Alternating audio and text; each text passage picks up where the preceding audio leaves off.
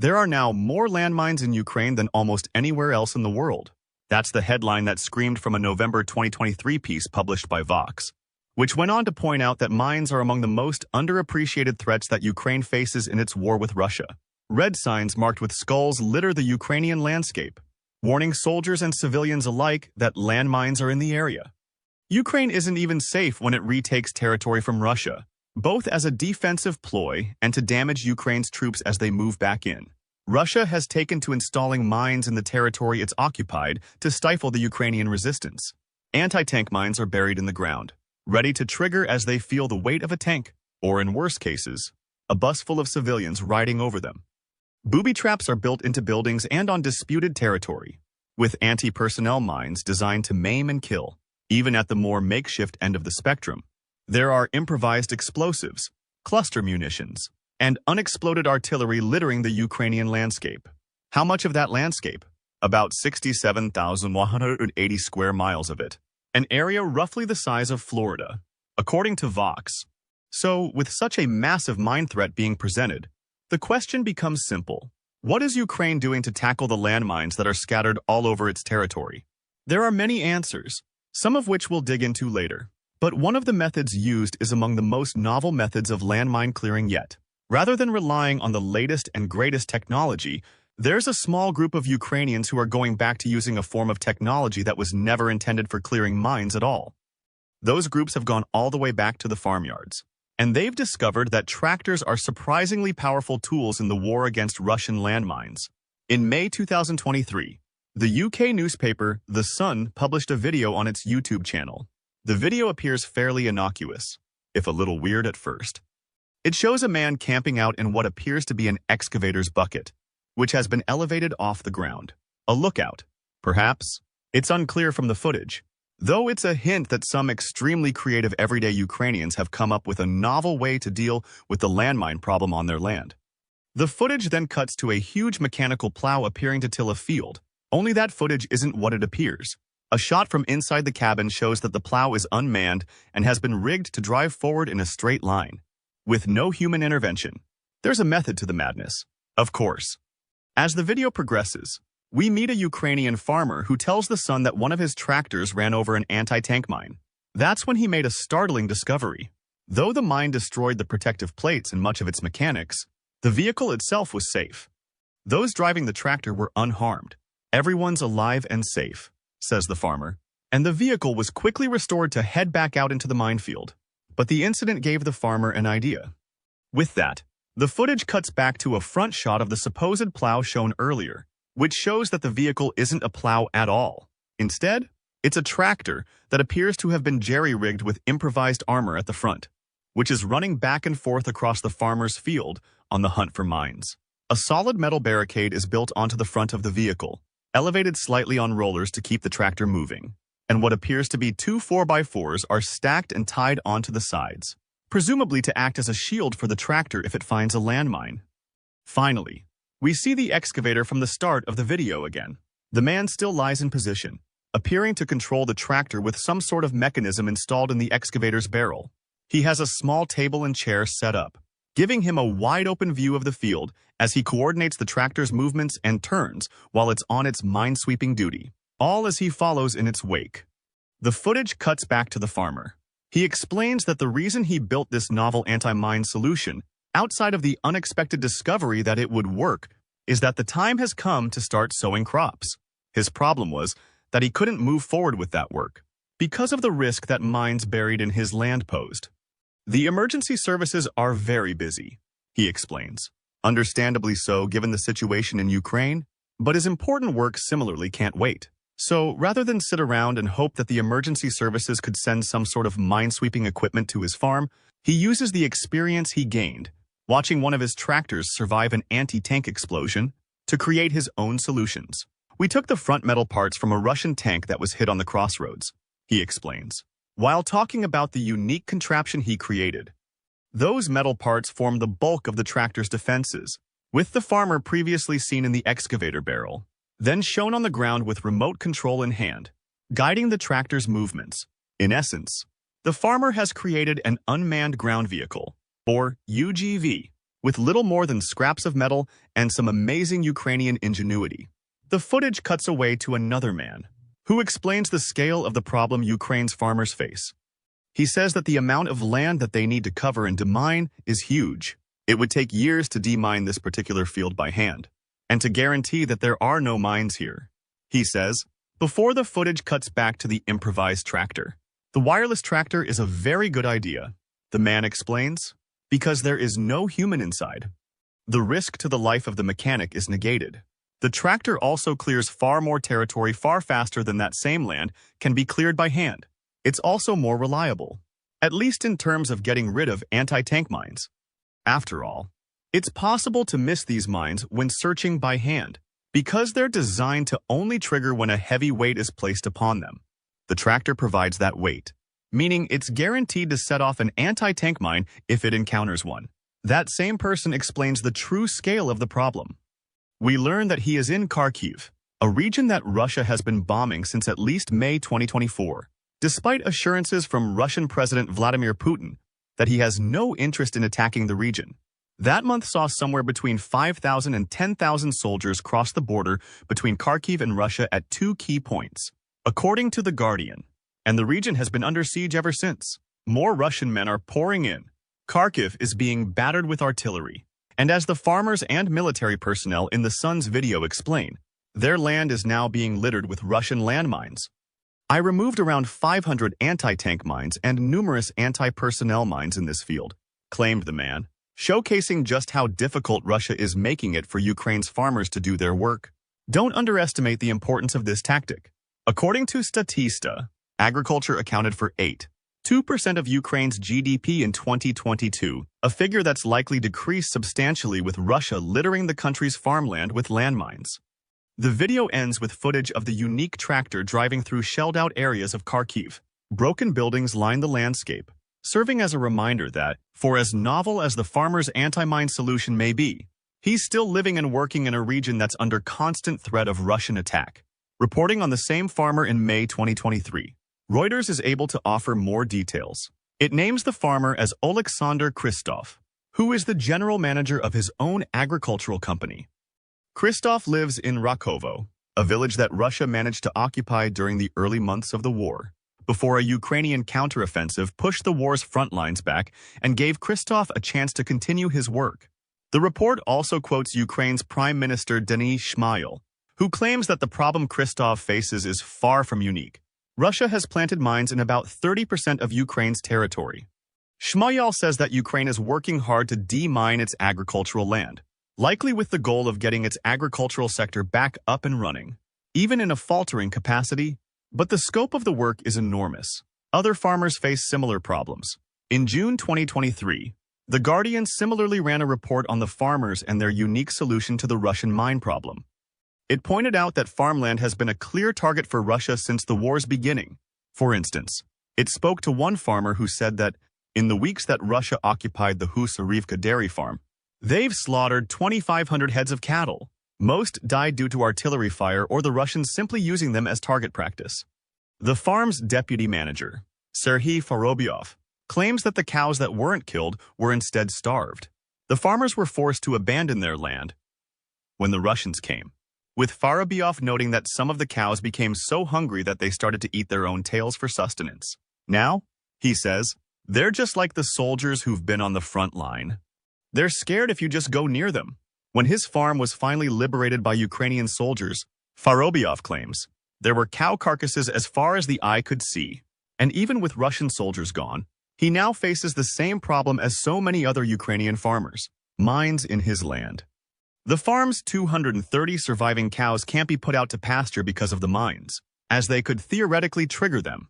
Plus, with so many buildings ruined, it's likely that Forobyov's farm will never be the same again. When we mentioned that the threat of Russia's mines often goes underappreciated at the beginning of the video, this is what we meant. Obviously, landmines present a clear risk to soldiers when attacking fortified locations, as well as to Ukrainian tanks and vehicles. Russia is using them in that capacity, somewhat expected for such a large war. But it's through this secondary strategy of laying mines on farmland that Russia can terrorize Ukrainian civilians. even long after they've been pushed out of territory they'd previously taken. Russia is trying to ruin Ukraine's agricultural industry, all while potentially killing civilians whose only crime would be to return to the land that was previously taken from them. All of this brings us to a question. Just how is Russia using landmines to hurt Ukraine? We've covered some of the basics already, but it's clear that these attacks on agricultural lands aren't accidental. They're a defined tactic, one that the Halo Trust says is extremely effective. The Halo Trust is an anti-landmine charity that focuses on clearing mines and similar explosives to help countries rebound after they've experienced armed conflict.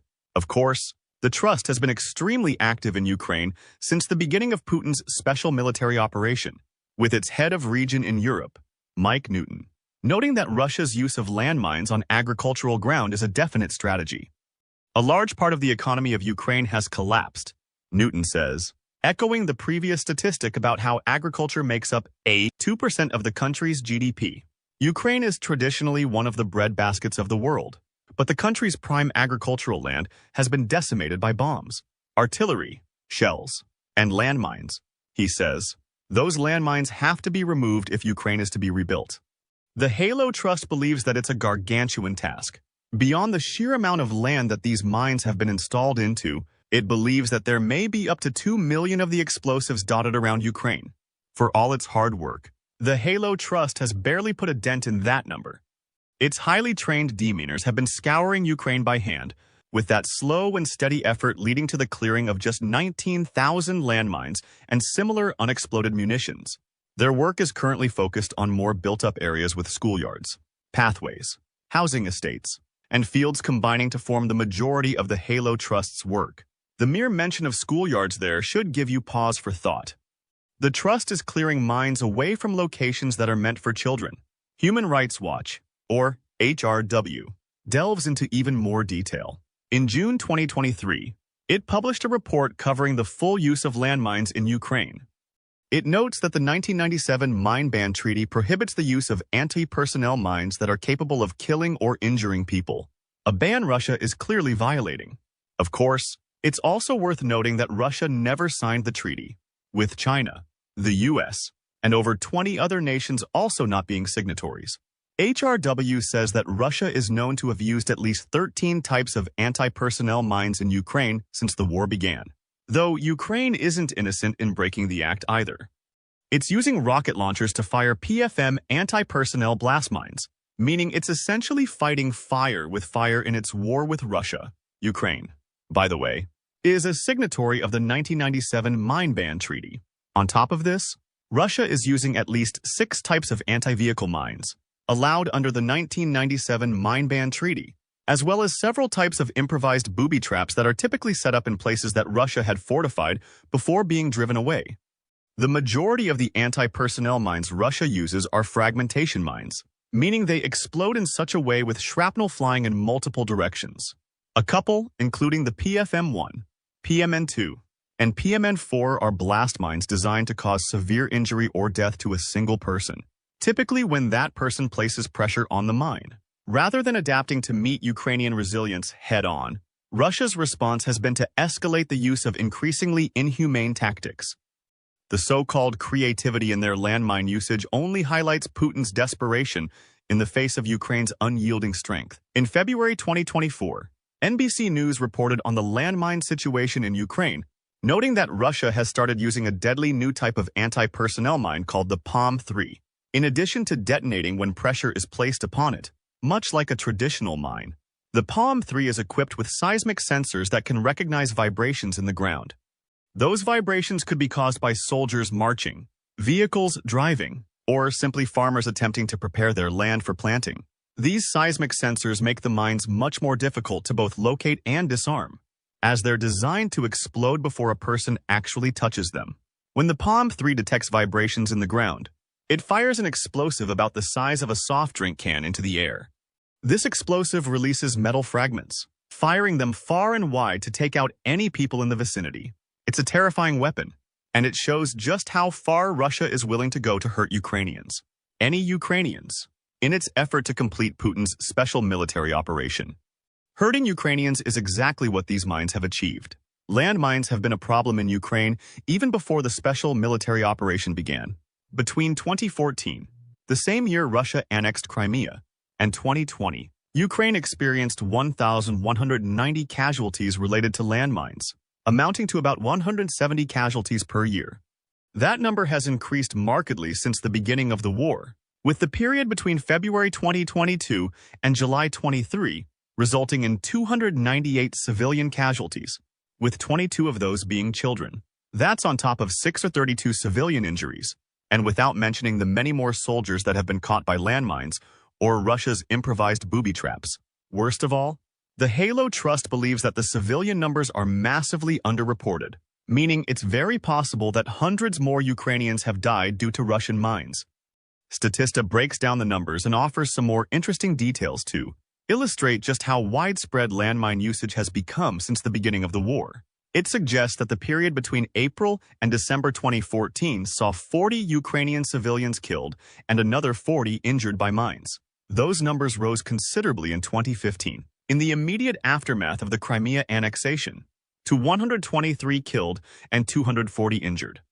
The next 2 years also saw significant landmine deaths, with 122 deaths and 361 injuries between 2016 and 2017. The numbers taper off from around 2018 through 2022, though Ukraine still hit double-digit mine-related deaths in all of those years. Then 2022 saw the numbers rocket back up to 223 deaths and 374 injuries from landmines. The numbers for 2023 were just as bad, with 116 deaths and 383 injuries. And remember, as the Halo Trust points out, these are just the reported numbers. There are likely many more civilians dead, not to mention the many soldiers that have likely been caught up by Russia's explosive traps. Suddenly, the farmer's innovative remote-controlled tractor seems less like a novelty and more of a necessity, a way for that farmer to protect himself and his workers from the scourge of landmines that have been laid in his field.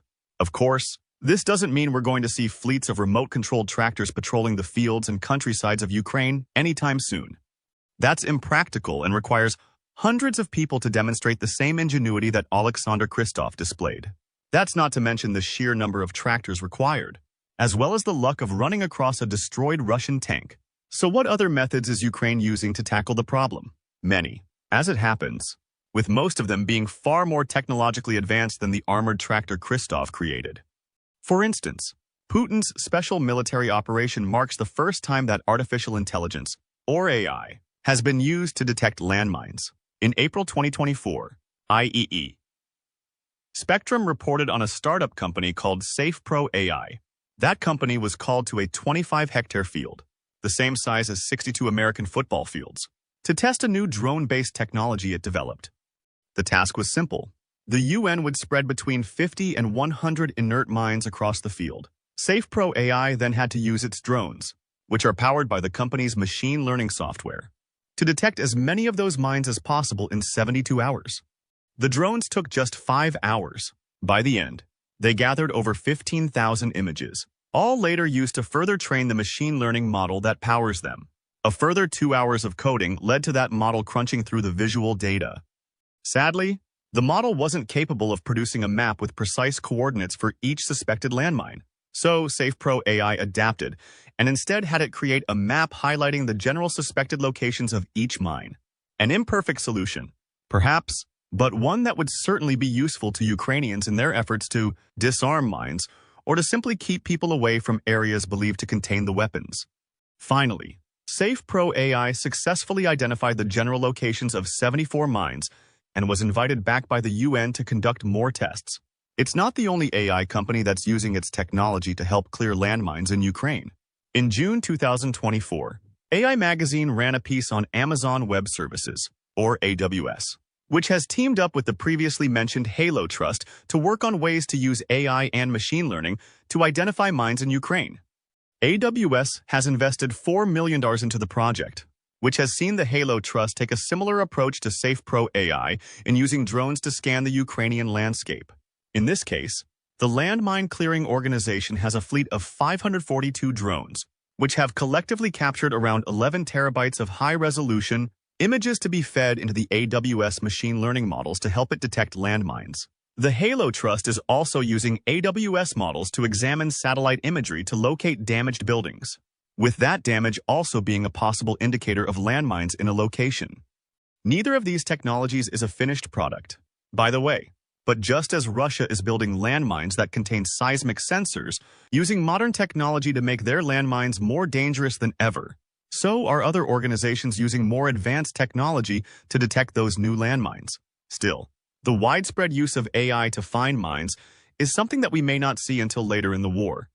What about the other things that Ukraine is doing to find the mines in its territory? Metal detectors are still the most common methods for finding mines, along with landmine probes and animals that are capable of sniffing out explosives. That's according to Tim Bechtel, who's a geophysicist at Pennsylvania's Franklin and Marshall College. He's working alongside NATO scientists to develop a new form of metal detector, a fleet of autonomous robots that can handle the detection part for humans, so that they only have to put themselves at risk while deactivating the mines. Bechtel says, the most common anti-vehicle mine is the TM62M. It's got a metal casing, so it's very easily found with a metal detector. Anti-personnel mines are a lot smaller, but most of the Russian mines, even if they have plastic casings, still contain significant metal. Using metal detectors to find these mines is risky, even when robots are thrown into the mix. And of course, 4 robots can't cover the massive territory in which Russia has installed mines in Ukraine. Still, it's one more solution adding to the ever-growing pile. Another comes back to drones. The Smithsonian Magazine says that a 17-year-old engineer named Igor Klimenko has cooked up his own drone-based solution to dealing with landmines. The outbreak of the Ukraine war caused him to revisit a passion project from his past, resulting in him creating a drone capable of not only detecting unexploded landmines, but sending their precise coordinates to the user. The result was his quadcopter mines detector, a project on which he worked with programmers and scientists while finishing his senior year of high school, which now has a pair of patents and 2 working prototypes. The prototypes earned Klimenko the CHEG, Org Global Student Prize, which comes with a $100,000 prize for making an impact on the lives of his peers. The drone combines traditional metal detecting methods with drone technology. Using an F5 Pro quadcopter as the base, Klimenko essentially strapped a metal detector to the bottom, which hangs suspended underneath as the drone flies.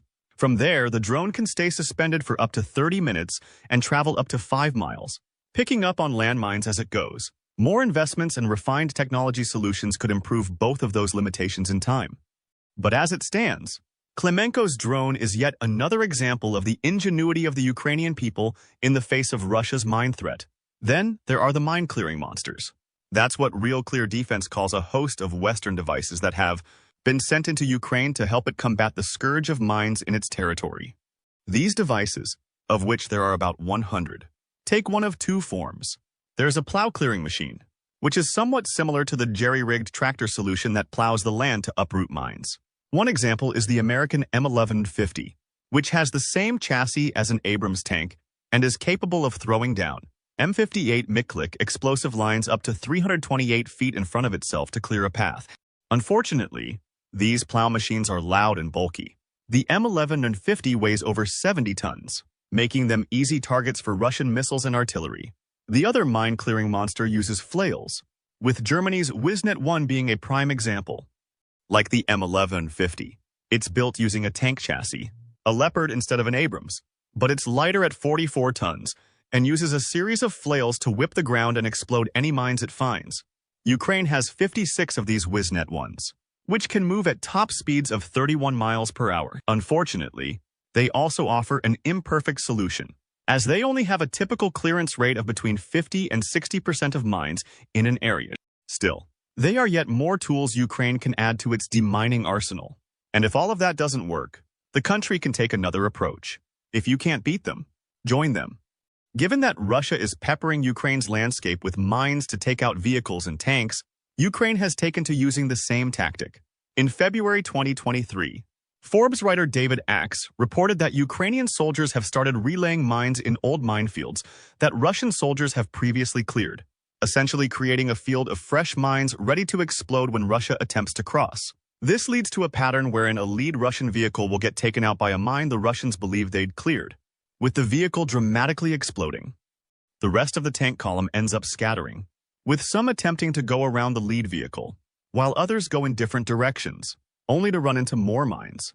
Even a retreat is made more challenging, as there could be more mines that have been relayed behind the tanks after they've progressed. Add the scattering of more mines into these old fields from the air, and you have a dangerous combination that's claimed the lives of hundreds of Russian soldiers so far. Still, it's a tactic that only makes the issues of landmines in Ukraine worse, even if the Ukrainians know where these fresh mines are being placed. Where does all of this leave us? Russia clearly sees landmines, both anti-personnel and anti-tank, as a key way to not only fight against Ukrainian soldiers, but to wreak havoc among its civilian population. That tactic has forced levels of ingenuity rarely seen in times of war. Of course, there are more militaristic and technological methods being developed to take out these mines. AI is slowly proving itself useful in detection, though it requires further development. And with the mine-clearing monsters coming in from the west, Ukraine at least has a handful of machines that are capable of clearing mines faster than can be done by hand, with traditional metal detectors.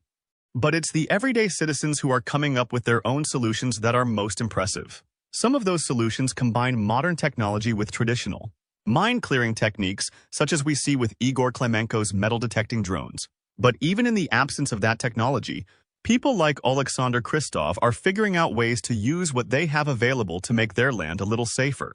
His combination of a tractor, old Russian tank armor, and an impressive remote control system means that he's able to detect mines on his land, get rid of them, and start working again within an agricultural sector that is on its knees due to the Russian invasion.